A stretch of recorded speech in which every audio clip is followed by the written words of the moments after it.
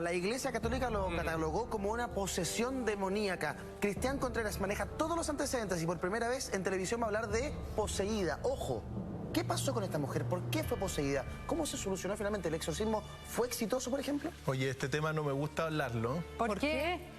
¡Ay! Las mujeres. Mejor no voy a decir nada. No. Porque un tema, la posesión diabólica es un tema que apela a los miedos más profundos del ser humano. Y al hablar de esto también uno invoca con la palabra energías negativas. Mira, que no me gusta. Pero bueno, trajeron sus talismanes y piedras para protegerse, ¿no? Mira. ¿Todos? Sí, estamos todos listos. Sí, señor, San Benito sí, somos todos buenos, de los buenos. Fantástico. Estamos todos protegidos, entonces podemos hablar. Carmen Marín. Carmen Marín. Carmen Marín primero tenía un antecedente fisiológico totalmente normal. Era una persona robusta, joven, que en el fondo era bastante físicamente normal. Ya tenía un cerebro también, se lo estudiaron en detalle, un cerebro tremendamente avanzado, es decir, podía ser, como decían en esa época, una buena esposa y una buena madre de familia. ¿Ya? Una mujer común y corriente. Una mujer común y corriente y bastante bien. ¿Ya? Ahora, los antecedentes que ella tenía de enfermedades eran las típicas: tos convulsiva en la mañana, digamos cuando era chica, tuvo viruela y un par de cositas más, por lo tanto era físicamente normal. ¿Cuándo comenzó el asunto? Es un poco, hay que uno remontarse un poquito a la historia de ella, porque ella nació en 1838. ¿Ya? Y su padre y su madre mueren cuando ella era una guaguita, es decir, quedó huérfana al tiro. Ya no conoció a su mamá y no conoció a su papá prácticamente inmediatamente. ¿Quién la cría? La cría una tía. E inmediatamente cuando y nace en Valparaíso, ¿ya? La cría una tía, la toma y la manda a Quillota, al campo. ¿Ya? ¿Ya? Y ahí pasa los primeros años de su vida bastante alejada, digamos, de Valparaíso. ¿Criada por quién en Quillota? Criada por una familia también. Ya, pero la tía se desliga también. Se desliga en ese momento, pero cuando es guaguita va al campo a Quillota.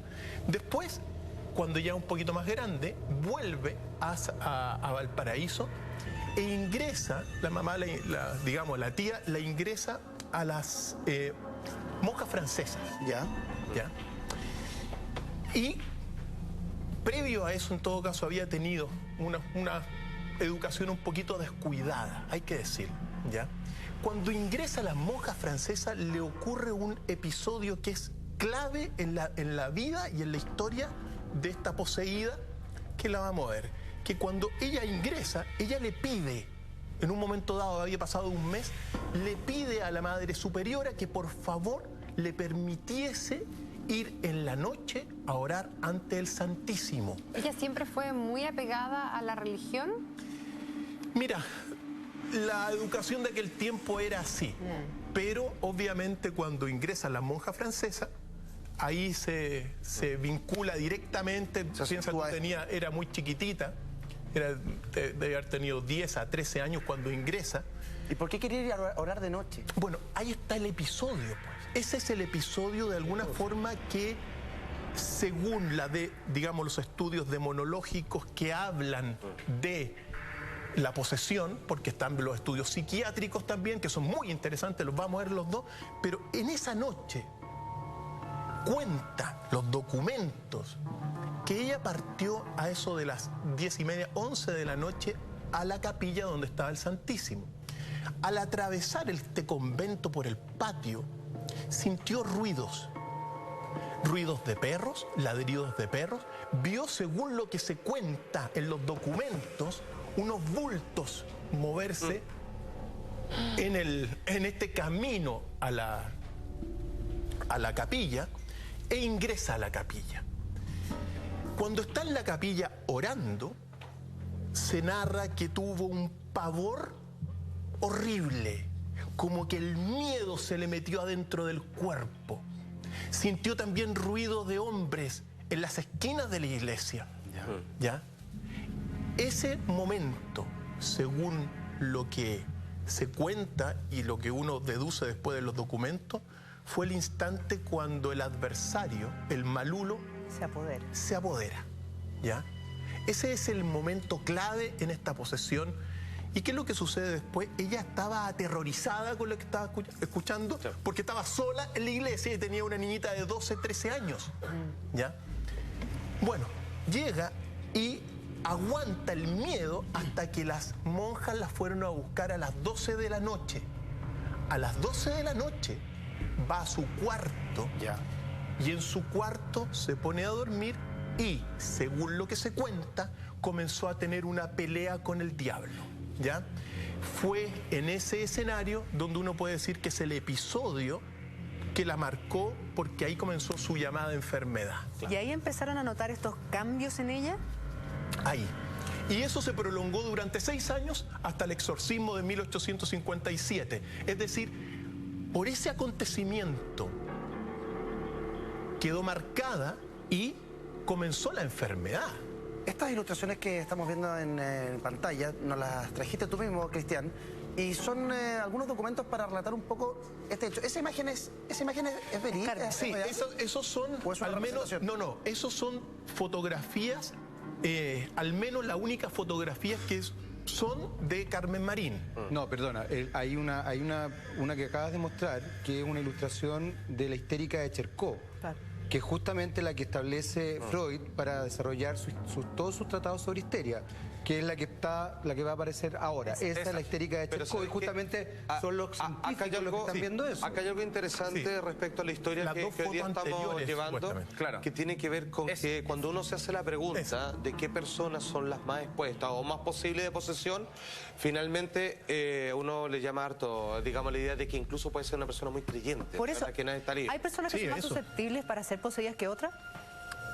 Eso tiene que ver un poquito con la explicación psiquiátrica, porque en realidad todas estas posesiones surgen fundamentalmente en entornos religiosos y en edades donde las personas son... Mira, la psicología del ser humano llega a una etapa a los 10 años, donde incluso un poquito antes, donde es muy imaginativa, donde la imaginación se hace realidad. Es decir, las personas entre los 10 y los cuantos podrían tener mayor posibilidad de ser poseídas. Mira, o sea, desde que empiezan a tener la imaginación, a desarrollar, o sea, yo te digo, desde los 5 hasta los 15 años, es una etapa de posesión donde se ha verificado muchos casos. Muchos casos se han verificado en esta etapa porque es una etapa donde todavía el joven, el ser humano, cree muchas veces en las fantasías y en las imágenes. ¿Y se da más en hombres o en mujeres? Más en, mira, porque yo siempre lo he visto buena pregunta más esa. en mujeres. Sí, más en mujeres. Más en mujeres. Eso ha sido así. De hecho, mira, este caso de la Carmen Marín es un caso que resonó en el mundo entero, que marcó la psiquiatría, porque desde ese caso la psiquiatría se desprende de la medicina. Claro. Entonces es muy interesante también ver qué es lo que le pasó a ella, cuáles fueron los signos, qué es lo que se observó durante años. Mire, Cristian, en ella. La gente está opinando a través del hashtag opino en Mañaneros. Cecilia nos dice, en esos años se confundían las enfermedades psiquiátricas con posesiones. Hay muchos mensajes que hablan un poco de lo mismo. Y en este caso de Carmen Silva, se hablaba también de de Carmen Marín, se habla de histeria, por un lado, y también la iglesia habla de posesión, de una histeria esquizofrénica. Es muy interesante eso, porque nosotros estamos en un debate entre la religión y la ciencia. Durante la Edad Media primaba la religión, la ciencia la aplastaban prácticamente. Y durante la modernidad, que es cuando aparece este caso, la ciencia pretende también aplastar a la religión, en la otra cara de la moneda. Sin embargo, y hay que decirlo, este caso es un caso tremendamente importante porque pone en jaque toda la medicina y la psiquiatría también. Como vamos a ver con los antecedentes. Es decir, no está claro, según los documentos, que realmente haya sido una epiléptica o una histérica. No está claro porque los síntomas que presentan son... Mira, es el caso donde la psiquiatría, claro, puede buscarle una explicación, pero según los documentos no calza enteramente con una enfermedad psiquiátrica. ¿Qué síntomas presentaba Carmen Marín? Mira, presentaba primero 2 tipos de posesiones. ¿ya? Una posesión que se repetía cada 3 días, que era más larga, ¿ya? Pero donde ella podía comer, qué sé yo, hablaba, pero era más larga. Pero ahí ella era Carmen Marín. No estaba poseída, ¿era 24 horas poseída o eran lapsos? Es que la primera tipo de, digamos, de posesión era largo, comenzaba entre 7 y 8 de la mañana, terminaba sagradamente a las 11 de la noche, y la primera posesión que ella tenía, el tipo de posesión, era una posesión larga. Es decir, estaba este engendro adentro de ella, supuestamente, pero también le permitía hablar. Era más tenue. Era más tenue. Pero también había una... Y entonces esa posesión se repetía cada 3 días. Y había una posesión que era mucho más violenta, por decirlo así, que se repetía, digamos, entre los días y que era durante también, empezaba a las 7, 8, pero eran lapsus. Lapsus digamos, de unos, digamos, se anudaba, gritaba, etcétera. Hay una serie de cosas que los va a mover. Entonces son 2 tipos. La segunda posesión es más violenta y tiene una serie de características que es bueno señalarlo, porque mira, a la Carmen Marín, mira, cuando se le hizo el exorcismo, en agosto de 1857, en 6 días la visitaron alrededor de 500 personas. 500 personas fueron a ver qué pasaba con esta endemoniada, ¿ya? El exorcismo estaba, digamos, comandado por el padre, el presbítero José Raimundo Cisternas, ¿ya? Pero la estaban viendo muchísimos doctores facultativos, etc. Entonces, y para más remate, durante los años anteriores, es decir, durante estos 6 años de posesión, ella se le hicieron muchas pruebas para ver si estaba poseída o si era una enfermedad psiquiátrica, etcétera, o médica. Ponte tú, le enterraron en muchísimas ocasiones alfileres. ¿Para qué? Para ver si sentía. Y ella no presentaba, era como insensible físicamente, no reaccionaba en nada. Y eso está documentado. Pero incluso una vez... Perdona que... Sí. Incluso una vez se le enterró, según los documentos, un alfiler en la columna vertebral. Y según esto, no sintió nada. Otra vez, después de según lo que se cuenta, le pusieron una brasa ardiente en la mano. Claro. Era una tortura. Le pusieron una brasa ardiente en la mano y no sintió nada y también no reflejaba también ningún dolor. Otra de las cosas que le ocurrió, ella cuando comenzaba con los ataques de esta posesión, se golpeaba la cabeza. Se golpeaba la cabeza contra el suelo, se golpeaba la cabeza contra las murallas y en una ocasión salió corriendo por la puerta y se golpeó la cabeza violentamente contra unas rocas y no le pasó nada. Esos son al menos datos. Jaime. No, yo quería simplemente aportar desde la perspectiva científica, ya que estamos contra, que la histeria, una persona histérica puede quedar ciega, y científicamente ciega, o sea, puede no ver nunca más. Una persona histérica puede quedar inválida, de hecho por eso está ese famoso dibujo de la histérica de Cherkov. Una persona histérica puede efectivamente no experimentar dolor, y a las histéricas también se le han hecho pulsaciones durísimas y no han sentido absolutamente nada. Entonces yo creo que también uno tiene que manejar esa otra pata, porque justamente está ahí en una época en que además la psiquiatría no estaba tan evolucionada como está hoy día y no se entendía tanto. Llevándolo a hoy día, Jaime, perdona, Cristian, en el día de hoy, ¿cómo saber si una persona está poseída o tiene problemas o trastorno psiquiátrico? Bueno, ahí están, la posesión tiene una serie de señales, ¿ya? Como por ejemplo, desarrollo de una fuerza muy grande. La tenía. Escuchaba y entendía, digamos, lenguas extrañas. Ya, también ocurría. Ella, en el caso de Carmen Marín, entendía supuestamente, según los documentos, el francés, el inglés, el latín, y en una ocasión habría entendido el griego. ¿Ya? Ahora, eso es lo que señala. Otra de las señales de la posesión es que la poseída vomita cosas. uñas, se saca, vomita pelos o vomita en el fondo.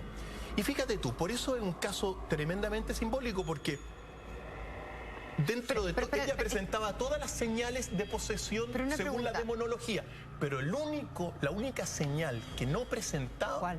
Fue la de vomitar cosas. Eso te quería preguntar. O sea, no hay en los libros no aparece el registro de que haya vomitado, porque eso sí que ya es algo raro. Sí. Ahora, ¿cómo va a vomitar una uña? Sí, pero ella no vomitó y fue la única señal dentro de la visión demonológica que no presentó. Ahora, déjame señalar una cosa, porque precisamente el caso de la histeria, porque dentro de los documentos y los diagnósticos, por ejemplo, yo me leí los 9 documentos que son los que están de la época. Entonces se habla, bueno, hay 2 doctores que dicen que fue una histérica grave, ¿ya? Sin embargo, la histeria presenta una serie de señales que sí las tenía Carmen Marín.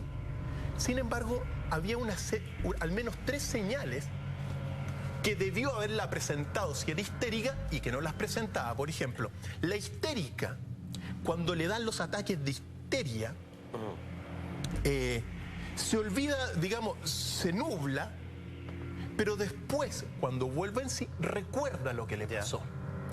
En el Carmen Marín era al revés. Perfecto. Es decir, respondía, pero no se acordaba de nada. Wow. Después. Un caso... Entonces, eso es por eso te digo, es un caso tremendamente complejo para la psiquiatría.